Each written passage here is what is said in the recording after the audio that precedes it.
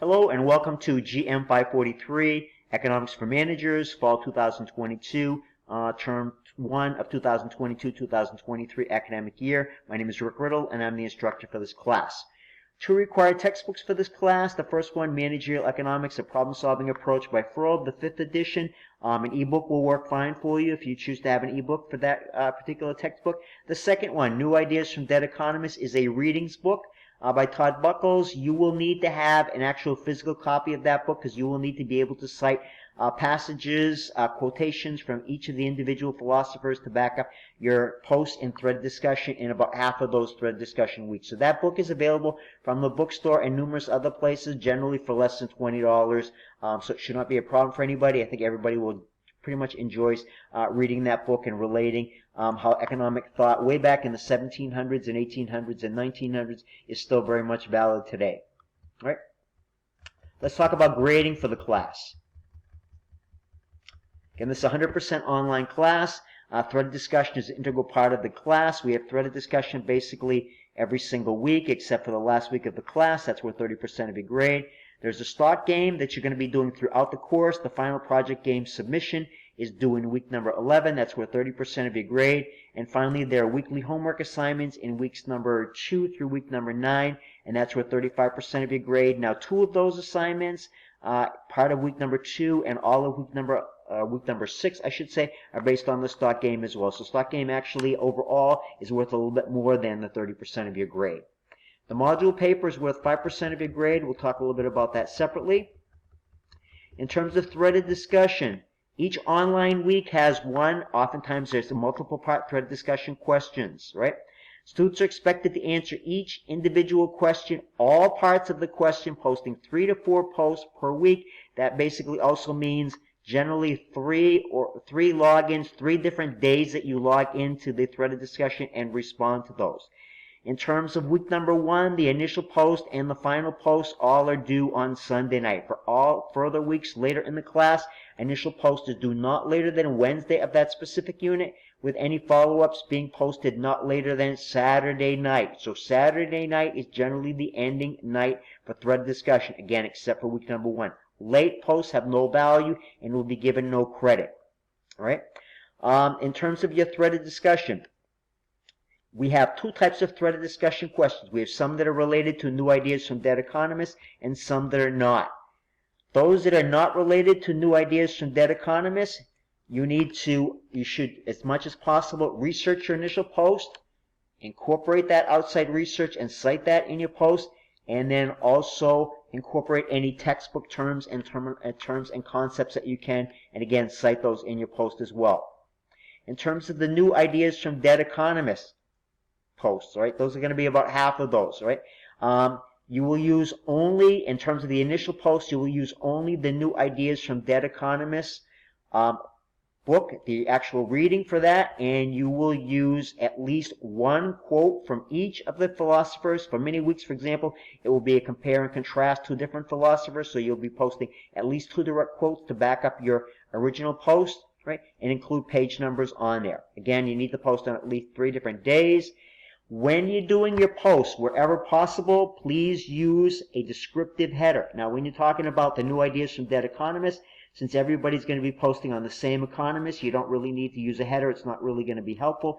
But if you're talking about something like, for example, one of the economic indicators, and you're posting about that in terms of your thread discussion post, then you probably want to use something like a header that's related to what that economic indicator is that makes it easy for people to navigate. Make your posts easy to read and understand, highlighting important points, underlining, italicizing, things like that, using bulleted points. Note that I do not allow you to edit your post. So once you hit post, you will not be able to make any changes. So please make sure you post things correctly. You will not be able to see peer responses until you actually post your original post. When you respond to your peers, please be sure that you add content to each individual post that you make. Don't just paraphrase. Don't just say, I wholeheartedly agree with you. I see your point, anything like that. Those types of words don't really add anything to thread discussion. And I want to emphasize efficiency and effectiveness in terms of my thread discussion posts. Again, I ask you to post on 3 different days, which might include one of the days that's before the actual thread discussion post starts, but you need to post at least a couple of different days during that thread discussion period, which is that particular unit week. Now, that doesn't mean you have to post twice between Wednesday and Saturday, but you need to post at least once during the Wednesday and Saturday period, and you need to post on at least 3 different days. So twice during that week. So maybe what you're going to post is Friday the week before that actual discussion week, and then maybe you want to post Monday or Tuesday during the discussion week if there's somebody else to respond to, and then post somebody between Wednesday and Saturday a response to a fellow student. I want to make sure that people are active in discussion with other students as well, so it's important that you post during that Wednesday to Saturday period along with possibly posting early. Again, you don't have to post early. However, if you wait until and you only post on Wednesday and Saturday, late on those dates, the best you're going to get for a grade is a B. That's the best. If you post all of your student peer responses only late on Saturday, that's even if you post your initial post on Tuesday, you're going to get a grade not higher than a B+. Generally speaking, students don't get above a 96 on thread discussion. That being said, there might be 1 or 2 people that get 100% in any specific week on thread discussion. But for the most part, no threaded discussion post is 100% perfect. They can always be improved upon, and that's why few people get 100%. But a 96 is great and will not hurt your grade in any which way. All right, let's talk a little bit about theory assignments. Weeks number 1 through week number 9 has a theory assignment, right? Week number 10, the theory assignment is basically to be working on your final project paper, and week number 11, the final project, the stock portfolio project, is due, so there is none. There is no separate theory assignment, and week number 12 is a short week, so the only individual item that's due that week is the module paper. All theory assignments are due on not later than Sunday nights. I really appreciate early submissions. If you submit early, meaning a couple of days early, and your theory assignment is way, way off, I will probably email you and tell you have still until Sunday night. I'll allow you to resubmit. If you submit only late on Sunday night and your theory assignment is way off, you get a poor grade. Generally speaking, I also don't allow late submissions. Really, truly extenuating circumstances, email me and we'll talk about it. Right? All theory assignments need to be well written in a Word document format. All right? There's a module paper. Most of you have written a module paper in another class. The module paper basically does 3 things. It ties this class into your foundation paper that you wrote for the leadership class.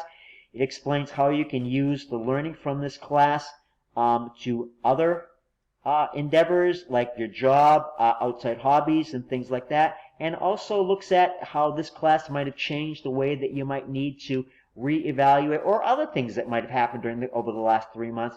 Evaluate how you actually wrote your original foundation paper. All right? If you haven't actually written the foundation paper yet, for whatever reason, please be sure to identify that in your module paper, because it's very, very important that you tell me that you haven't written the foundation paper, so I understand why you're not able to relate the course back to your foundation paper. Now, in some cases, people are writing it at the same time. They're taking the leadership class the same time as this class, so they can still relate it as well. But in the rarer instances, people won't be taking it, will not take it until later on. All right, so what else do we have here? I have a planned schedule for the class, and here's information here, the dates, the units and such, the chapters that we're going to be covering, what the assignment is. So for week number 1, for example, there's no philosopher reading. The assignment is interest rates. If you go to the assignment section, you'll see that. Week number 2, you're reading chapters 4 and 5. The assignment is going to be in economic indicators, related to the economic indicators, and there's a link in the assignment section for that. And there's also a second part for that, which is related, giving the information about what your actual stock portfolio is.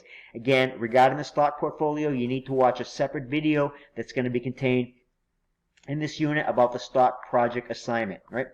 For week number 2, you should be reading the Adam Smith philosopher reading, because we'll be talking about that. That will be covered in a later week when you do when you do the threaded discussion questions. All right. So let me go over kind of quickly here and show you a little bit about what the course modules actually look like over here. So this is what your version, what you see might look a little bit different than what I have here, because mine is the instructor video format, and I see like unpublished items that I'm not actually using. But in week number 1, for example, you have a syllabus video, which you're watching right now. Then you have some summary notes for chapter 1, chapter 2, and chapter 3, which is the coverage for the first week of the class. Sorry, I went backwards here. I didn't mean to do that. And then you're going to have a PowerPoint for the first 3 chapters. Again, separate ones for those. You can download this if you want to. Then you have the homework for week number 1. So if I click on this for the homework tells me interest rates are one of the most important economic statistics we deal with. And basically what you're going to do is you're going to be talking about what interest rates are, covering some of the most important interest rates like the prime rate, the federal funds rate, the discount rate, the margin rate, and the secured overnight financing rate.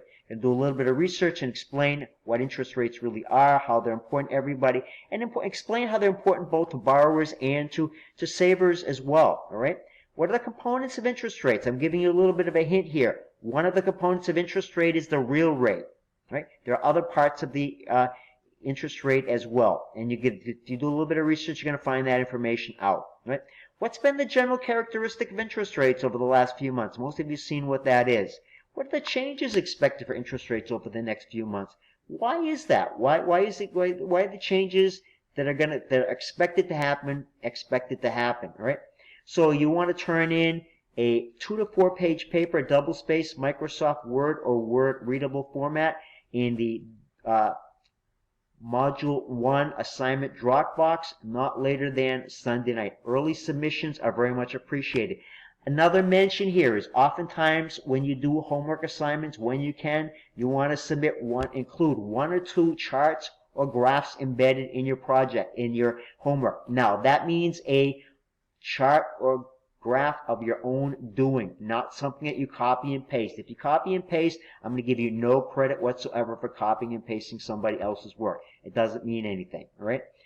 Please be sure you use good, credible sources. Wikipedia, for example, it's great for something quick, but it's not an acceptable source in terms of research. All right, so you would not cite something like that. Use your own judgment in terms of what an acceptable source is. Be sure to cite your sources in terms of what you use to do your homework and such. All right. All right, then we have a little bit of information again on the video resources, I should say, for module number 1. I don't have a lot of video resources. I did cite the few that I could find. Then we have a section on the stock game. Again, we'll cover that on a separate stock game video. And again, the stock game video is a separate section of unit number 1. And then we have discussion questions regarding for unit number 1. Now, the unit number 1 is a 2-part thread discussion. So the first part, I should say, of the thread discussion is to introduce yourself to the class. Tell us your name, where you work. If you don't work, tell us that. Tell why you're unemployed. Maybe you're in between jobs. Maybe you're a full-time student right now. Maybe you're a graduate assistant, Franklin Pierce, something like that. Or what's the degree you're pursuing? How far along are you towards a degree? Have you ever taken an economics class? When did you take it before? Give us a nickname if you can, something that we can better understand you with. You have pets. What are some of your hobbies? Give me a little bit of information so I can relate something about what you are to the class and maybe try to tailor some of my responses to some of your posts and such. The second part of your threaded discussion question is related to directed donations. So again, you have to answer both parts in your initial response. One single initial response that addresses both parts. The first part, your introduction, and the second part that you're reading this little bit of this little link about a young person who sold one of his body parts to obtain money to buy an iPod. Was this ethical?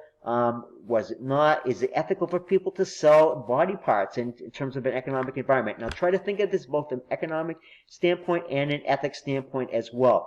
You know, what are some of the hazards and things along with this? Don't go way out on ethics principles, but just kind of keep it brief in terms of why it is or why it is not. Again, outside research is really should be part of your response here as well. Right? So I guess that being said, and I'm just about out of time, thank you very much for listening. I look forward to working with each and every one of you.